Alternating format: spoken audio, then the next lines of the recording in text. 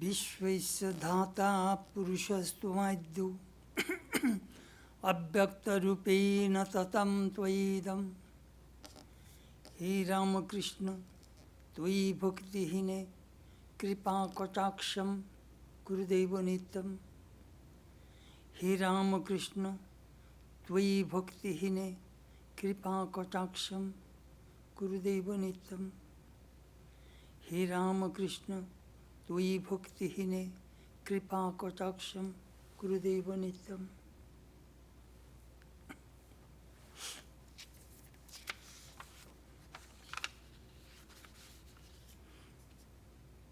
Good morning. আমাদের কলকাতার ভক্তেরা গুরু পূর্ণিমা উপলক্ষে ভক্ত গিরিশচন্দ্র সম্বন্ধে কিছু বলবার জন্য অনুরোধ করেছে।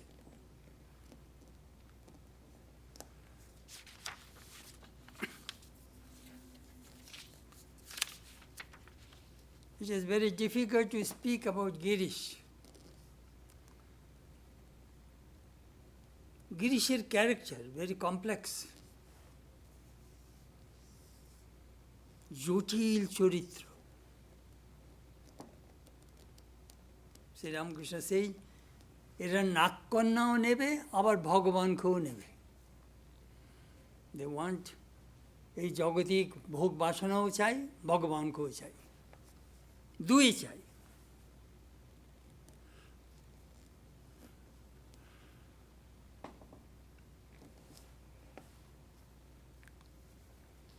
সত্যি অপূর্ব চরিত্র।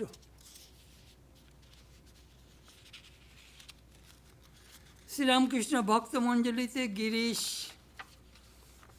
গিরিশের নাম বিশেষ উল্লেখযোগ্য। তিনি জন্মগ্রহণ করেন 1844 সালে, আর শরীর যায় 1911 সালে। 11 না 12, anyhow, I think in 1912. তিনি পিতৃহীন হন 14 বছর বয়সে। তার মা মারা যান তখন 11 বছর বয়স। উচ্ছৃঙ্খল যুবক, বড় বোন গার্জিয়ান। 15 বছরে গিরিশের বিয়ে হয় প্রমোদিনীর সঙ্গে। শ্বশুর একটা চাকরি জুটিয়ে দিলেন।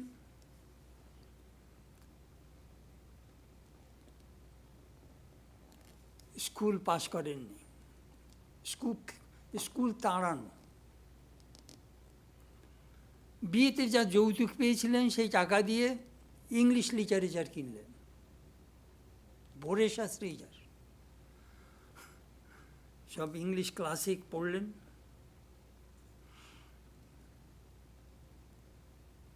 যা বারণ করবে তাই করবে, বলে ওখানে ভূত আছে যাস নেই, সব দৌড়াবে সেখানে ভূত দেখতে।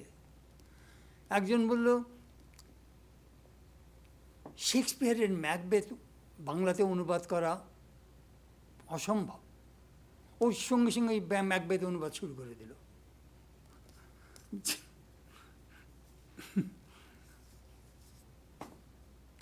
ভণ্ডামি একদম পছন্দ করতেন না। একটা সুন্দর গল্প আছে। গিরিশ জানলা দিয়ে দেখছে দুপুরবেলায় পুরুষরা সব কাজে গেছে, সেই গণৎকারে এসে বাড়ির ঝিয়ের কাছ থেকে বাড়ির গিন্নিদের সব সংবাদ নিয়ে তারপরে নামাবলী গায়ে সেই বাড়িতে যে বলেছে আমি গণৎকার। তা মেয়েরা তো কৌতূহলী, তারা বলছে আমার হাতটা দেখুন। সে হাত দেখে গণৎকার অনেক সব সঠিক সংবাদ সব বলে দিল। গিরিশ সব লক্ষ্য করেছে জানলা দিয়ে। তারপরেও যেই গণৎকার বেরিয়ে এসেছে, একটা গাছের ডাল ভেঙে তাকে আক্রমণ করেছে, আর গণৎকারকে পিছিয়েছে, বলে বা এখান থেকে আর কখন আসবি না। ভণ্ডামি একদম পছন্দ করতেন না। 1874 সালে 30 বছর বয়সে প্রমোদিনী মারা গেলেন। তারপরে দুটি সন্তান মরল, বাঁচল দুটি সন্তান, দানি সুরেন্দ্রনাথ আর সরোজিনী। তারপরে দুই ভাই মারা গেল। শোকের পর শোক আস্তে আস্তে সেই শোক ভুলবার জন্যে গিরিশ ধরলেন মদ।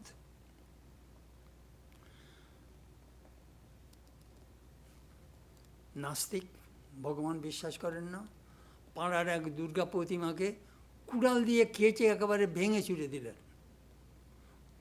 তার বোন বলল, করিস কি করিস কি?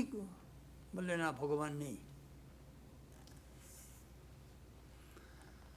পাড়ার লোকেরা ঠিক করলো একটা থিয়েটার করতে হবে, দীনবন্ধু মিত্রের শতবার একাদশী। গিরিশ এর ভার পড়লো নিমচাঁদের ভূমিকা অভিনয় করতে হবে, মাতালের ভূমিকা। তো তুমি মদ খাবে আর অ্যাক্টিং করবে। বলে, মদ কি? বলে, বোতলে আমরা এই লাল সিরাপ মিশিয়ে একটু জল দিয়ে দেবো, ওই তুমি ড্রিঙ্ক করবে আর অ্যাক্টিং করবে। বলে, ও সব ভঞ্জামির মধ্যে আমি নেই, ওই সারা রাত ঠান্ডা জল খেয়ে নিউমোনিয়া হবে। আমি চাই খাঁটি বিলিতি হুইস্কি, তা নাহলে পাঠ করবো না। তাই দেওয়া হলো। Overnight Girish became very famous. His acting was superb.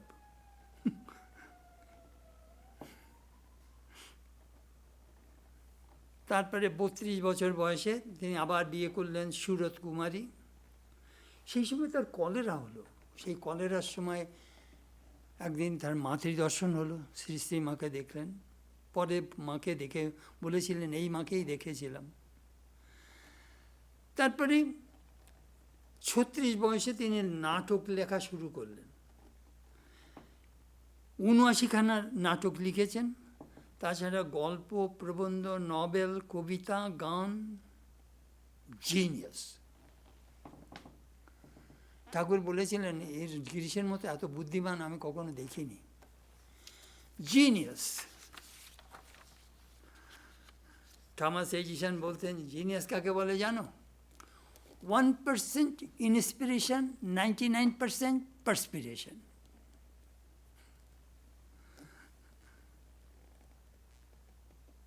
Genius হতে গেলে 3টে জিনিস চাই। First, fantastic memory. Second, vast imagination. Third, tremendous willpower. Memory, imagination and willpower. এই 3টা না হলে লোকে তার প্রতিভা বিকশিত করতে পারে না। আমরা তাই গিরিশের জীবনে দেখি সেই প্রতিভার বিকশন।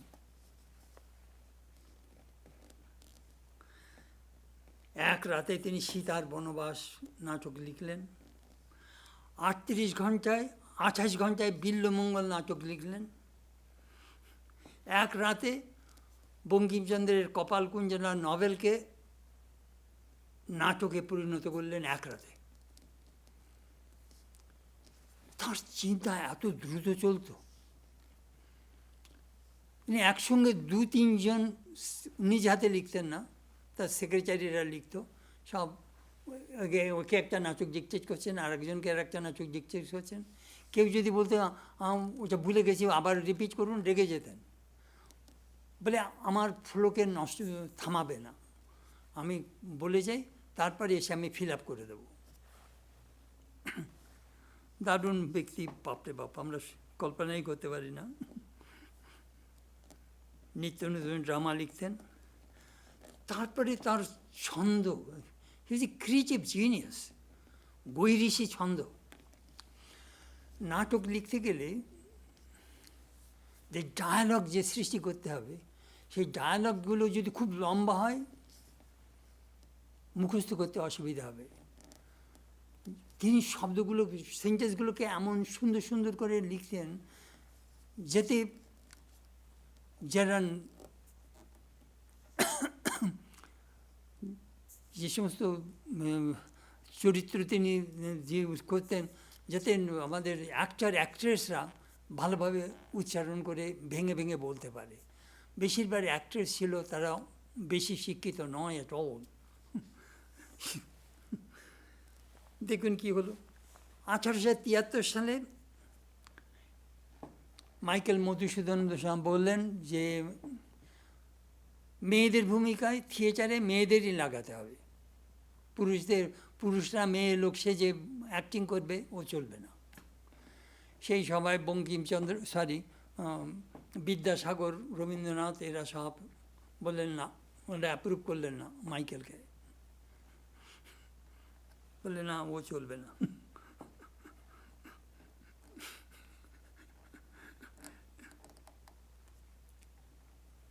কিন্তু মেয়ে কোথায় পাওয়া যাবে?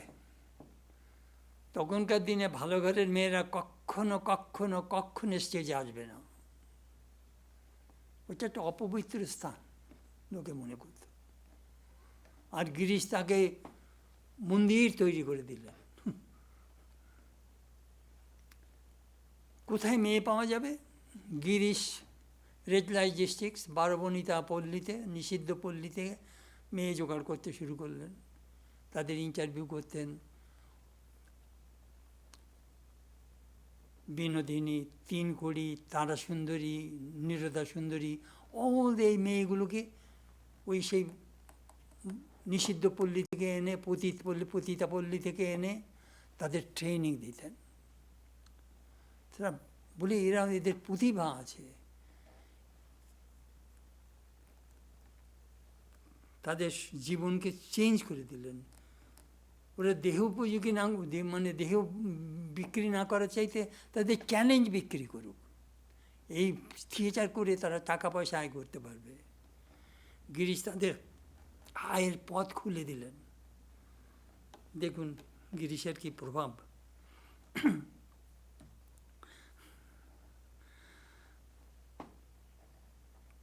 1884 সালে গিরিশ লিখলেন চৈতন্য লীলা, স্টারে অভিনয় হলো। ঠাকুর দেখতে গিয়েছিলেন, আপনারা কথামৃতেতে বিশদভাবে পড়েছেন। বিনোদিনী চৈতন্যের ভূমিকা অভিনয় করলেন। ঠাকুর তাকে আশীর্বাদ করেছিলেন, আসল নকল এক দেখলুম। তার মাথায় হাত দিয়ে আশীর্বাদ করে বলেছিলেন, বলো হরিগুরু, গুরু হরি, হরিগুরু, গুরু হরি। তার জীবনকে পাল্টে দিলেন। চৈতন্য লীলা গিরিশ দেখল যে কী করা যায়।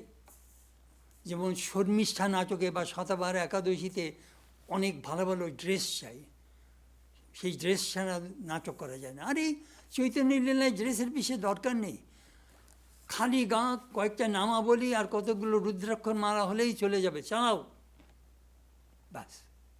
একেই বলে প্রতিভা। কতকগুলো নামাবলী আর খালি গাঁ আর একটু একটু কপালে একটু চন্দনের ফোঁচা টোচা দাও, একটু নাম রসকলি তিলক পড়ো, আর কতগুলো রুদ্রাক্ষর হাতে গলায় লাগিয়ে দাও, ব্যাস চলে যাও স্টেজে। নো নো রয়্যাল ড্রেস কিছু ফ্যান্সি ড্রেসের দরকার নেই। একেই বলে প্রতিভা। গিরিশ প্রতিভা সম্বন্ধে কি বলতেন জানেন? আগেরকার দিনের লোকে ইংল্যান্ড থেকে ইন্ডিয়া আসতে গেলে সেই Cape of Good Hope, Africa ঘুরে আসতো। প্রতিভা কী করলো?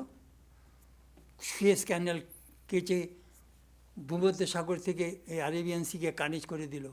তাতে 3 সপ্তাহ, যেখানে 3 মাস লাগতো আসতে, সেখানে 3 সপ্তাহ থেকে 1 মাসের মধ্যেই ইন্ডিয়া থেকে ইংল্যান্ডে যাওয়া যেত।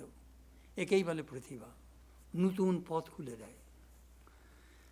গিরিশও সেই রকম ছিলেন।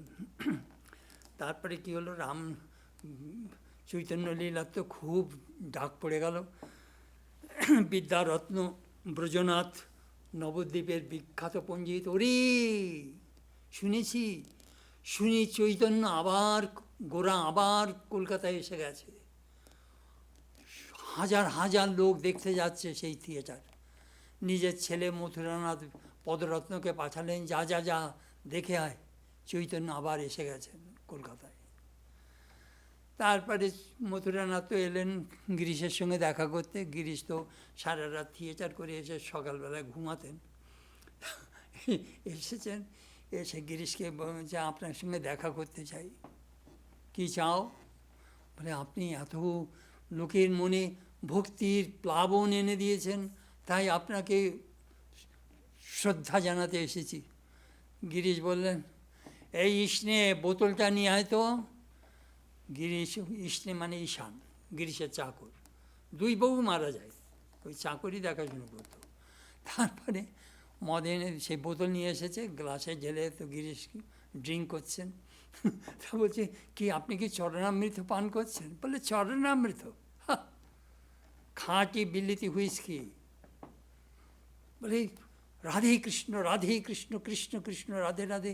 বলে তারা কানে আঙ্গুল দিচ্ছে। বলে এইরকম ভাগবত, পরম ভাগবত এই মদ পান করছে।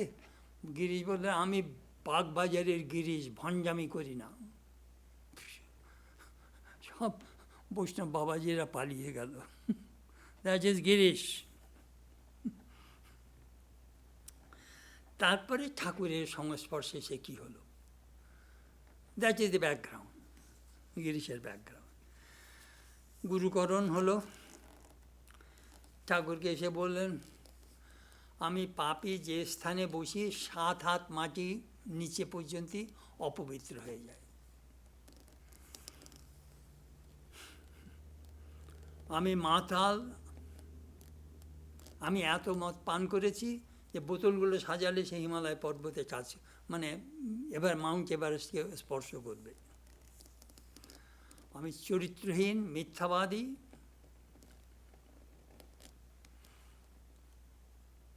কোনো মানুষ এইভাবে নিজেকে আত্মপরিচয় দেয় লোকের কাছে?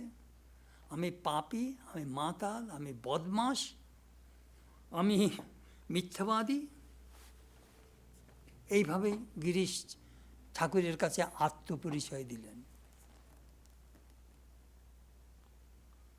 একমাত্র hero, the real hero can express that way. সেই জন্য ঠাকুর বলেছিলেন, ওরা সব সুর ভক্ত, ও ভৈরবের অবতার, ওরা ওই রকমই।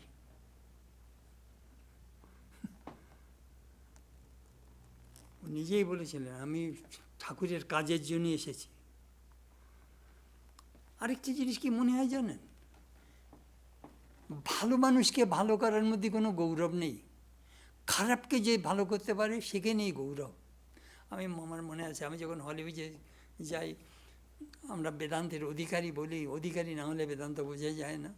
তারপর প্রভুবানন্দ স্বামী একদিন আমাকে ঠাট্টা করে বলছেন, হে চেতনানন্দ, তোমার কাছে সুখদেব নারদ বেদান্ত শিখতে আসবে না, এই আমেরিকানরা আসবে, এদের যদি বেদান্ত শেখাতে পারো শেখাও। সুখদেব নারদ তোমার কাছে বেদান্ত শিখতে আসবে না।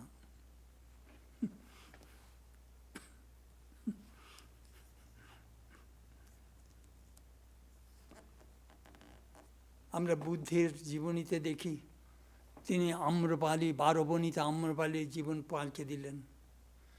যীশুখ্রিস্ট মেরি ম্যাগডালেনের জীবন পাল্টে দিলেন। এই অবতার কপাল মোচন, পতিত পাবন। ঠাকুরের Ramakrishna needed Girish to demonstrate his purifying power.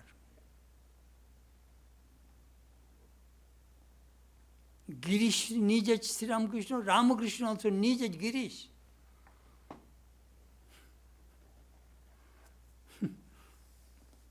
Chaitanyadev Jagai মাদাইকে উদ্ধার করলেন। ঠাকুর কি করলেন, গিরিশের বকলমা নিলেন, পাওয়ার অফ অ্যাটর্নি। আর কোনো ভক্তের বকলমা নেননি ঠাকুর, একমাত্র গিরিশের বকলমা নিয়েছেন।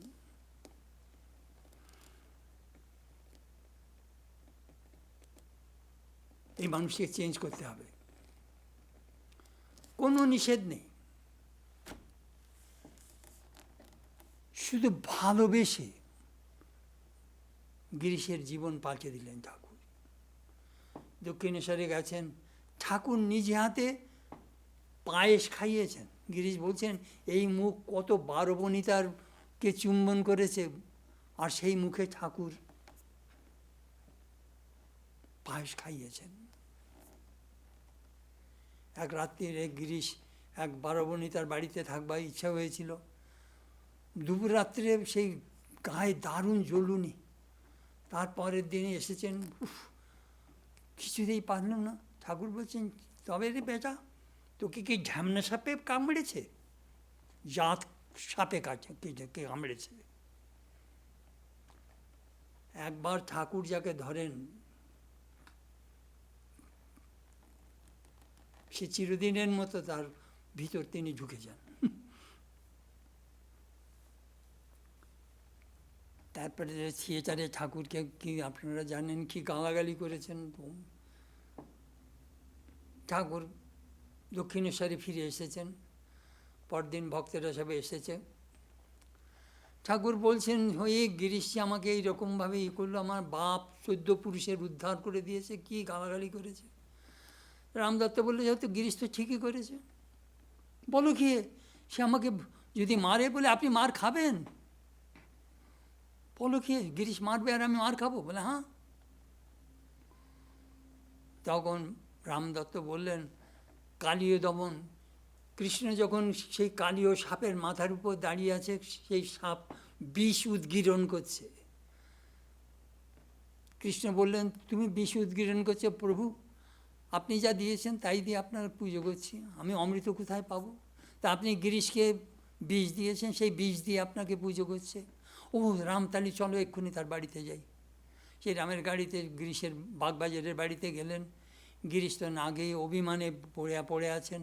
ঠাকুর গেলে বলছেন তুমি ঠিক ঠিক ভগবান, তুমি অন্তর্যামী, তুমি আমার মনের কথা জানো, তাই তুমি এসেছো। ঠাকুর গিরিশ ঠাকুরের পায়ে পড়ে কাঁদতে লাগলেন। দেখুন ঠাকুরের দক্ষিণে কাশীপুরে শ্যামপুকুরের বাড়িতে কালী পুজোর রাত্রে গিরিশই প্রথম ফুল দিয়ে ঠাকুরকে বললেন জয় মা কালী বলে ঠাকুরকে প্রথমে পুষ্পাঞ্জলি দিলেন। 1 জানুয়ারি দক্ষিণে কাশীপুরে ঠাকুর প্রথমেই গিরিশকে বললেন চৈতন্য হোক। ঠাকুর যে গিরিশকে কি করলেন দেখুন। এই পাপী বদমাশ লোকটাকে তিনি সন্ন্যাসী পর্যায়ে তুলে দিলেন। 12খানা সেই গেরুয়া কাপড় এলো, 11 জন শিষ্যদের দিলেন, 1খানা বললেন ওখানা গিরিশের জন্য রেখে দাও। সন্ন্যাস, অ্যামেজিং অ্যামেজিং। এই ত্যাগী সন্ন্যাসীদের সমপর্যায়ে গিরিশকে তুলে দিলেন ঠাকুর। Amazing, really amazing.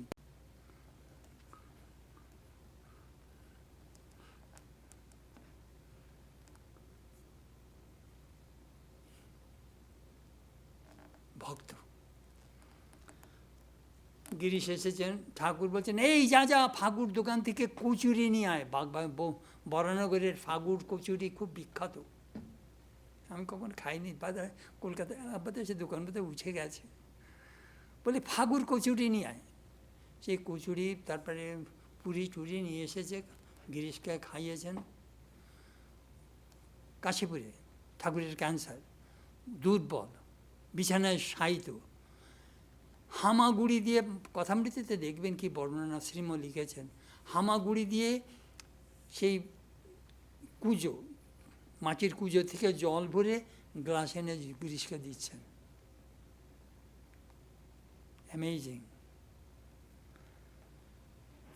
ভালোবেসে কি করে মানুষকে চেঞ্জ করা যায়। তারপরে এদিকে তো স্বামীজি বা ত্যাগী শিষ্য গিরিশ শিষ্যদের মধ্যে একটা বিবাদ শুরু হলো। রামদত্ত বললো তোমরা বেশি খরচ করছো। স্বামীজি বললেন তোমার খরচ, তোমার টাকা পয়সা আর দিতে হবে না। ব্যাস সংবাদ গেল গিরিশের কাছে। গিরিশ এসে বললেন কই হিসাবের খাতা নিয়ে আয়। খাতায় আনলো,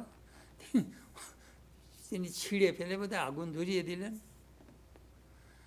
বলে কোনো ভক্তের কাছে আর টাকা চাইবি না, যা আছে আমিই দেবো। আর এই যদি প্রয়োজন হয় আমি আমার বাড়ির প্রত্যেকখানে ইট বিক্রি করে ঠাকুরের সেবা করব। ঠাকুর ইজ রিয়েলি অ্যামেজিং আমার কাছে। কীরকম জানেন, ঠাকুরের যখন ক্যান্সার হলো, তিনি নিজের ব্যবস্থায় নিজে কিভাবে করলেন। বলরামকে বললেন, বলরাম এই চাঁদার টাকা আমার খেতে ইচ্ছে নেই, তুমি আমার পথ্যটার ব্যবস্থা করবে, আপনি যা বলেন।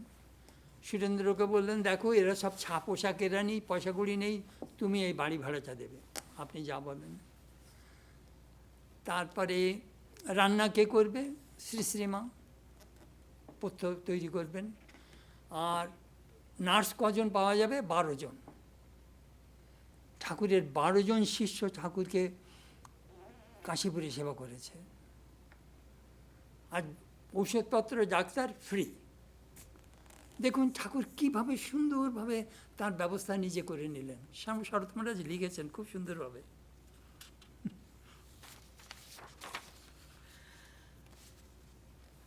সাগরের শরীর গেলে গিরিশ যাননি দেখতে। অক্ষয় সেন রাত্রির বেলায় যে খবর দিয়েছিল ঠাকুরের শরীর গেছে, বললেন যা যা যা। ঠাকুর হলেন ভগবান, ভগবান মরেন না, ঠাকুর জীবিত। বলি এইমাত্র দেখে এলাম, বলে তুই সেখানে যা। জানি তারপরে কি পরিবর্তন হয়ে গেল। একবার জয়রাম বাজিতে যে মাকে বলছেন, ঠাকুর হয়েছেন ছবি আর তুমি হয়েছ বধূ। ঠাকুর তো, মা তো ঘুমচা দিয়ে থাকতেন, মাকে দেখতে পাননি। ঠাকুর হয়ে গেছেন ছবি আর তুমি হয়ে গেছে বধূ, আমরা কোথায় যাব। এই মানুষটার কি বিশ্বাস। ঠাকুর বলতেন না, পাশিকে পাছানা বিশ্বাস। বিশ্বাস আর ভক্তি। গিরিশ বাড়িতে দুর্গা পূজা করলেন, মা এসে গেলেন সেই দুর্গা পূজায়।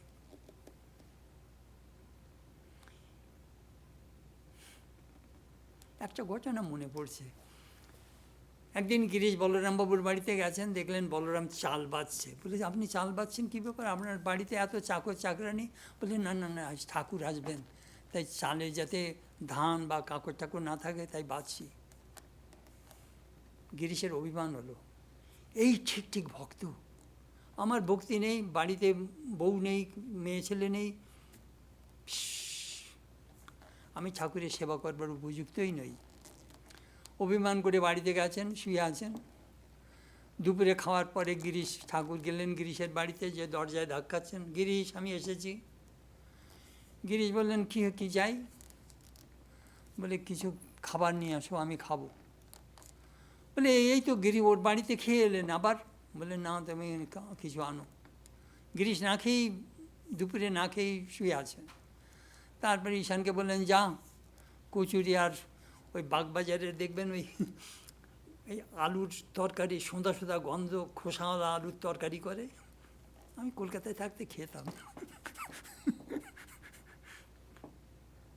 আমার মনে আছে বাগবাজারে একটা সাত ভাইয়ের তেলে ভাজার দোকান ছিল, যে বললাম রাধা বল্লভী, সে দোকানদার হাঁকছে, দেখি দুখানা রাধা,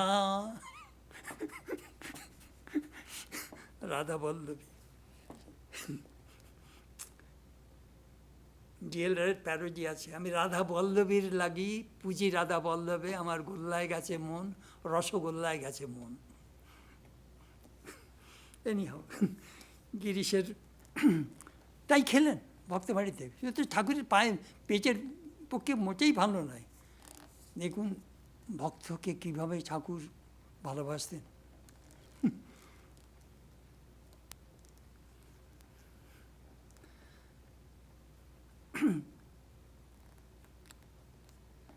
গিরিশ ক্যারেট রামকৃষ্ণ's মেসেজ।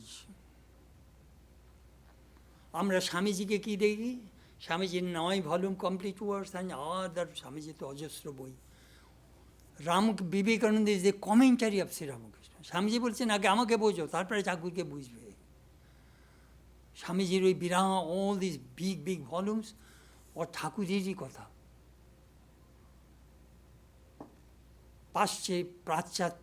পাশ্চাত্যে স্বামীজির বাণী এখন সারা পৃথিবীতে ছড়িয়ে গেছে। 2 Srima Kathamrita, unique book in the religious history in the world. Kathamrita সারা পৃথিবীতে ছড়িয়ে গেছে, কথামৃতের তুলনা হয় না। ওই ঠাকুরের মেসেজ যাচ্ছে, বুঝে দেখুন। সেই নিরক্ষর ব্রাহ্মণ, পূজারী ব্রাহ্মণ শ্রীরামকৃষ্ণ দক্ষিণেশ্বরের সারা পৃথিবীতে ছড়িয়ে যাচ্ছে। থার্ড, গিরিশ ঠাকুরের মেসেজ কোথায় নিয়ে গেলেন? Red light district. এই জগতে যারা অবাঞ্ছিত, পতিত, লোকে যাদের ঘৃণা করে, তাদের বাড়িতে বাড়িতে ঠাকুরের বাণী নিয়ে গেলেন। ওই জন্যই বলতেন অবতার পতিত পাবন, অধম তারণ।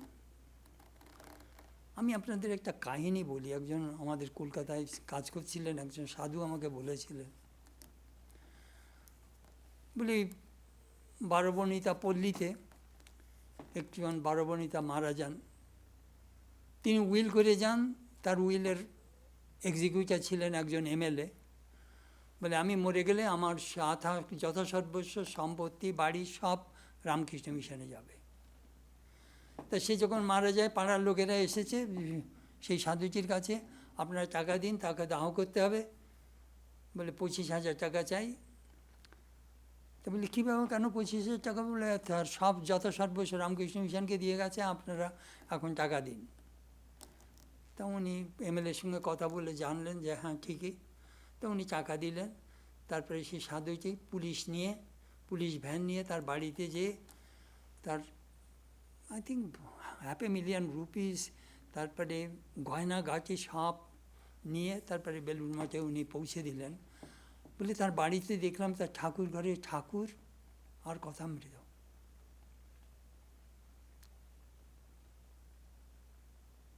দেখুন ঠাকুর কোথায় চলে গেলেন। সেই মহিলার হয়তো শরীর জগতে ছিল, তার মন ছিল ঠাকুরে। Where is your mind, there you are. Girish তার স্টার থিয়েটারে দেখবেন বড় ঠাকুরের বড় ছবি রেখেছিলেন। অ্যাক্ট্রেসদের বলতেন যখন যাবে স্টেজে এই ঠাকুরকে প্রণাম করে যাবি তোরা। তাই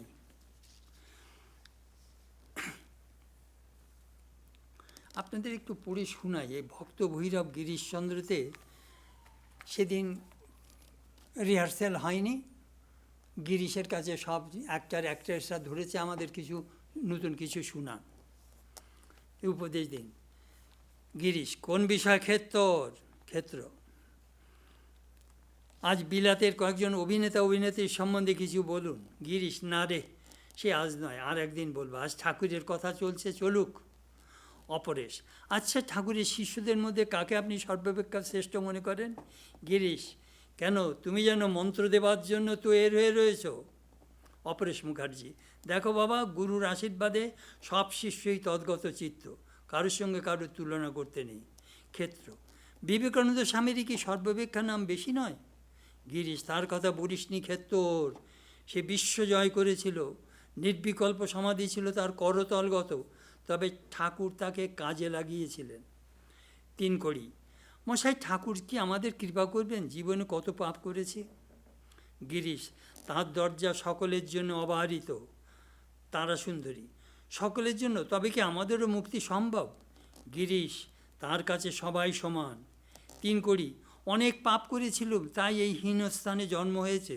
এখন বলুন তো কী কাজ করলে আর এ স্থানে জন্মাতে হবে না? গিরিশ, ভগবানের এক নাম পতিত পাবন। যদি সাদা প্রাণে তাকে ডাকা যায়, ডাকবার মতো ডাকতে পারো, তবে তিনি নিশ্চয়ই পতিতাকে পায়ে স্থান দেবেন। 3 কড়ি গদগদ কণ্ঠে, আমি তো ডাকি, রোজ ডাকি, কত লোকেই তো ডাকে, কিন্তু আমার মতো হীনার ডাক কি তার কাছে পৌঁছায়? গিরিশ হাসিয়া উত্তর দিলেন, হ্যাঁ, সকলের ডাক সমানভাবে পৌঁছায় বলেই তো তিনি ভগবান। তার কাছে ধনী দরিদ্র নাই, রানী বা অভিনেত্রীর মধ্যে কোনো পার্থক্য নাই। প্রাণে মনে ডাকলে তার অভয় কোলেতে নিশ্চয়ই স্থান দেবেন। জগাই মাধাইকে দিয়েছিলেন, তোমাদেরও দেবেন। তার কৃপায় সুবেশা নর্তকী হইল পরম মহান্তি, তারা সুন্দরী। তবু আমরা যেভাবে জীবন কাটিয়েছি, আমাদের আর উদ্ধার নাই। গিরিশ, এমন কথা বলো না তারা, তোমার বিনি মাসি, বিনি মিনিস বিনোদিনী মাসির কথা শোনো নাই? ঠাকুর চৈতন্যের ভূমিকায় মুগ্ধ হয়ে ওকে আশীর্বাদ করেছিলেন, মাতো চৈতন্য হোক। অবিনাশবাবু, বিনোদিনী এখন গোপালের সেবায় তৎপর হয়েছে। গিরিশ, তোমরা সকলেই মনে রাখবে, তিনি দীননাথ, তিনি কাউকে বিমুখ করেন না। সে সুন্দর ডায়ালগ রয়েছে যে যে ঠাকুর গিরিশ কীভাবে এই সমস্ত শোকার পতিতা মেয়েদের মধ্যে কীভাবে ঠাকুরের ভাব প্রচার করে গেছেন। ঠাকুর সর্বত্র যাবে, ঠাকুর শুধু বড় লোক ধনী পবিত্রদের মধ্যেই নেই আর অপবিত্রদের না না। সূর্য যেমন সকলের উপরভাবে সমানভাবে আলো দেয়, ভগবানের ভালোবাসা উনি পাপী পুণ্য সবাইকে সমানভাবে আলো দেয়, সমানভাবে আপন করে নেয়। আরেকটি জিনিস আমরা লক্ষ্য করি কি জানেন, আপনারা দেখেছেন কিনা জানি না, কলকাতা থেকে কলকাতা এখানেই বেরিয়েছে গিরিশচন্দ্র ঘোষে বোহেমিয়ান যে বইটা রামকৃষ্ণ। এই বইটা আমরা বাংলাও করেছি, উদ্বোধন থেকে বেরোবে প্রায় 10 বছর আগে, এখনও বইটা বের করলো না ওরা। গিরিশ আর শ্রীম এই দুটো জীবনী, ঠাকুরের দিদি ভক্তের জীবনী আমি এলাবোরেটলি লেখার চেষ্টা করেছি ইংরেজিতে, হয়তো একদিন বাংলায় বেরোবে, আপনারা পাবেন। একটা জিনিস কী জিনিস জানেন, আমি এইটা যখন বলি তখন গিরিশের ওই সাহিত্য সংসদ থেকে বেরিয়েছে 5 ভলিউম গিরিশের কমপ্লিট ওয়ার্কস অফ গিরিশ, আমার কাছে 2 সেট আছে, এখানে আমি নিয়ে পড়েছি, অনেক পড়েছি। তাতে দেখলাম কি জানেন, ঠাকুরের আইডিয়াটাকে কী করে গিরিশ তার কাব্যের তার তার তার নাটকের মধ্যে ঢুকিয়েছেন, একটা আশ্চর্য ব্যাপার। আমরা সেই অস্তগামী সূর্য দেখে দক্ষিণেশ্বরে ঠাকুর কান্তেন, মা আরেকটা দিন চলে গেল তবু দেখা দিলিনি। তিনি সবুজ ঘাসে মুখ ঘষতেন, তার মুখের রক্তে সবুজ ঘাস লাল হয়ে যেত। গাঁয়ের মেয়েরা এসে বলতো, ওরে ওই লোকটার শুল বেদনা হয়েছে, তুলে নিয়ে আয়। সেই ব্যাকুলতা গিরিশ বিল্লমঙ্গলে পাগলিনীর মুখে ওইটা ঢুকিয়ে দিয়েছেন। দেখুন কি লিখেছেন গিরিশ, ওই শঙ্খ ঘণ্টা নাদে সায়ং সন্ধ্যা করে দ্বিজগণে, ওই তো ফুরালো দিন গেল, কই দেখা হলো, দেখা দাও দয়াময়, প্রাণ করে আকুলি বিকুলি। Beautiful beautiful beautiful language. ওই শঙ্খ ঘণ্টা নাদে সায়ং সন্ধ্যা করে দ্বিজগণে, ওই তো ফুরালো দিন গেল, কই দেখা হলো, দেখা দাও দয়াময়, প্রাণ করে আকুলি বিকুলি। ঠিক ঠাকুরের ব্যাকুলতা এখানে ঢুকিয়ে দিয়েছেন। কল্পনা, imagination becomes realization. There is no end to human imagination. মানুষের কল্পনা রীতি নেই।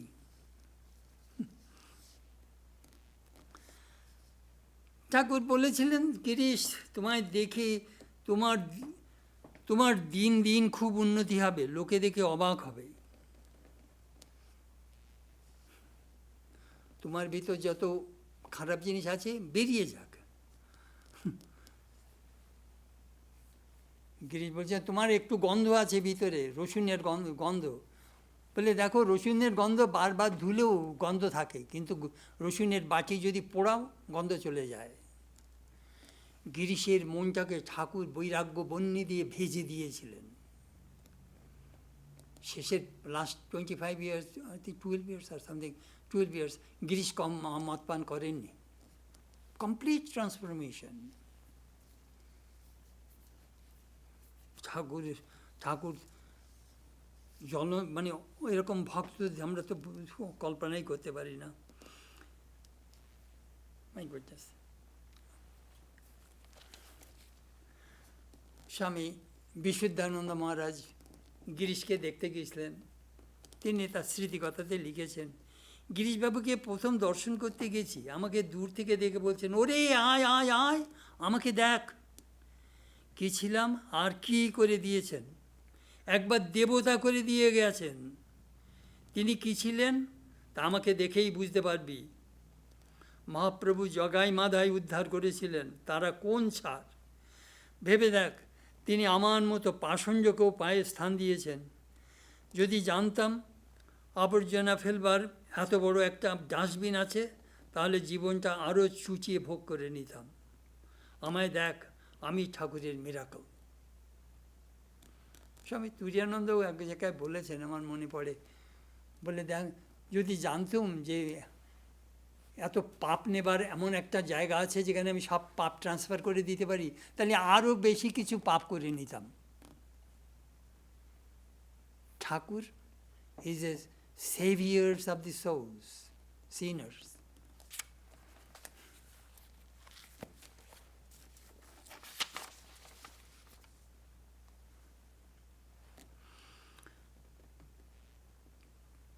ঠাকুর ঠিকই বলেছেন, তোমার যে বিশ্বাস ভক্তি আঁকড়ে পাওয়া যায় না, কি অপূর্ব।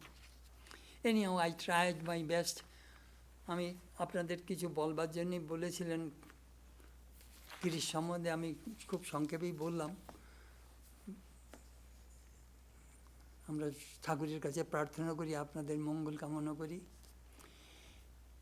হে রামকৃষ্ণ তুই ভক্তিহীনে কৃপা কটাক্ষম কুরুদেব নিত্যম।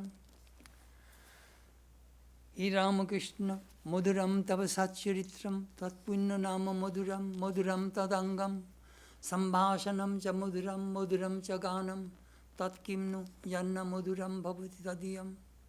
ওম শান্তি শান্তি শান্তি।